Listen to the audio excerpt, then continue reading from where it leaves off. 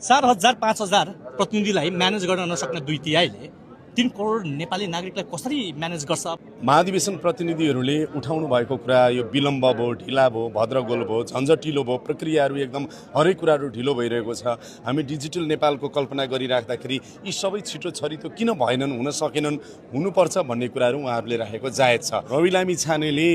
नेपाली राजनीतिमा केही नयाँ प्रयोग गर्नुभयो, नयाँ परिभाषा सेट गर्नुभयो, राजनीतिको परिभाषा बदलिएको छ, नेतृत्वको परिभाषा बदलिएको छ, राजनीति गर्ने राजनीतिक कर्मीहरूको परिभाषा बदलिएको छ र देश र जनताको लागि राजनीति कस्तो हुनुपर्छ भनेर उहाँले नेतृत्व देखाइसक्नुभयो। 4 वर्षको अवधिमा सायदै विश्वको इतिहासमा बिरलै करिब 2/3 सरकार, 2/3 सांसद संसदमा भएर एउटा चाहिँ सबैभन्दा ठुलो पार्टी जुन स्थापित भएको छ त्यो चाहिँ नि उहाँको करिस्मेटिक लिडरसिपले गर्दा सम्भव भएको हो भन्ने कुराहरू त जग जाहेरै छ। त्यो बाहेक खास गरेर रवि लामी छानेले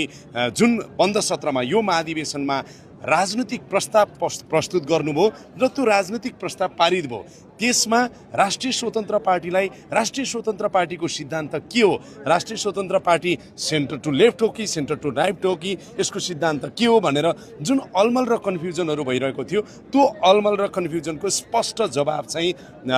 हाम्रो पार्टीका सभापति रवि लामी छानेको राजनीतिक दस्तावेजमा चाहिँ नि त्यसलाई समेटिएको छ। त्यो भनेको के हो भनेदेखि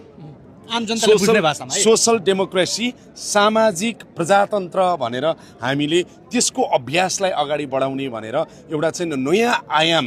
नेपाल प्रजातन्त्र कि सामाजिक लोकतन्त्र, सामाजिक लोकतन्त्र, सामाजिक प्रजातन्त्र नेपालीमा